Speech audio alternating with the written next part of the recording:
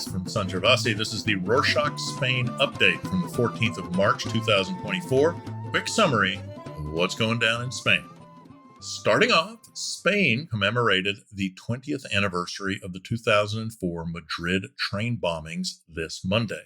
Media outlets across the nation honored the 192 victims killed in the deadliest terrorist attack in the country's history. The event, remembered as 11M, saw ceremonies held across Spain, including a memorial at Madrid's Atocha train station, the site of the explosion. Officials and survivors laid wreaths, observed a minute of silence, and paid tribute to the victims.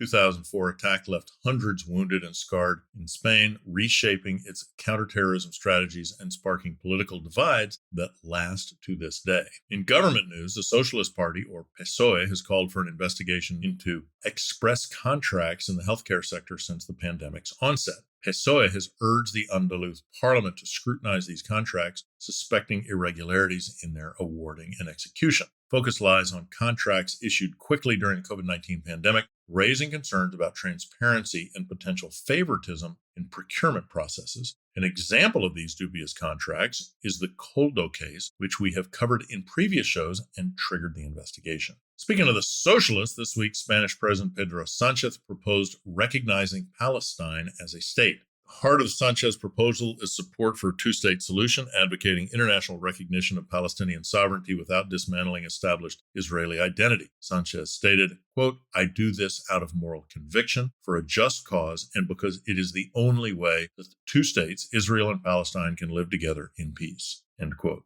However, the plan faces challenges, including potential backlash from Israel and concerns about impact on diplomatic relations. The proposal aligns with Spain's historic support for Palestinian rights and its efforts to promote peace in the Middle East. In other political news, Pere Aragonès, the president of the Catalan government, announced on Wednesday the 13th that the region would move forward its election date to the 12th of May. Originally, it was supposed to be sometime in February 2025 when his legislature was due to end. Aragonès dissolved the Catalan parliament due to the failed 2024 budget, sparking political tensions. His decision also reflects growing dissatisfaction with his leadership. Upcoming elections are bound to reshape Catalonia's political scene, impacting Spanish politics and Sanchez's alliance with Catalan parties. On to the weather. Andalucia, the southernmost region of Spain, has been experiencing some wild wintry conditions. Because of the storm Monica, rough rain, snow, wind, and even choppy sea conditions affected 5 regions within Andalucia last weekend. The usual weather phenomenon resulted in traffic disruptions, with several roads temporarily closed for safety. Snow surprised residents and tourists alike. They enjoyed the picturesque scene, which lit up social media.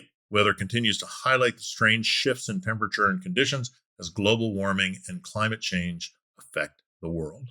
From powerful weather to powerful points. Barcelona has planned to triple the number of electric car charging stations across the city. Barcelona Electromobility Network of Serveis Municipals, or BSM, plans to invest 15 million euros by 2026 to expand and enhance electric vehicle charging points. The initiative aims to support the city's transition towards sustainable transportation and reduce carbon emissions. Jaume Colboni, the mayor of Barcelona, announced that the city council is working on pre-installing 2,000 additional charging points, adding to the existing 1,000.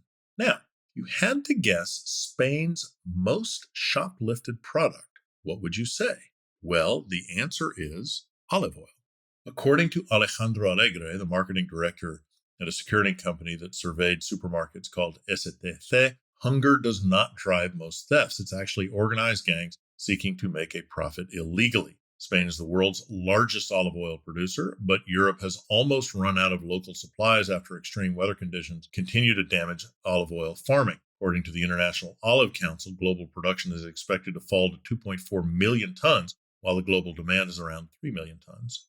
Moving on, the World Rally Championship, or VRC, is set to return to Spain, but not to Catalonia, where it has been held in previous years. Returning in 2025, the VRC will be held on the island of Gran Canaria, offering the ideal terrain and climate conditions for rallying. Additionally, Gran Canaria's popularity as a tourist destination could attract even more international attention to the event. That said, critics have raised concerns about the island's infrastructure, including narrow roads and limited spectator access, which may not meet VRC standards. Spain has hosted the rally in 2022 in Salou, south of Tarragona. Since we're talking about driving this week, the Director General of Traffic has announced that it will intensify surveillance to ensure correct seatbelt usage and proper use of child seats. The measure aims to promote road safety and reduce injuries in case of accidents. Authorities emphasize the importance of wearing seatbelts for all occupants and securing children in appropriate car seats according to their age, weight, and height. 2023, in 25% of accidents on interurban roads, people died because they were not using seatbelts, amounting to 139 deaths. Road safety law currently punishes drivers with 4 points for not wearing a seatbelt or incorrectly installing a child seat. After 12 points, your license gets revoked. For the new drivers who have only been on the roads for up to 3 years, it's 8. Now, here's a quick update on WorldCoin.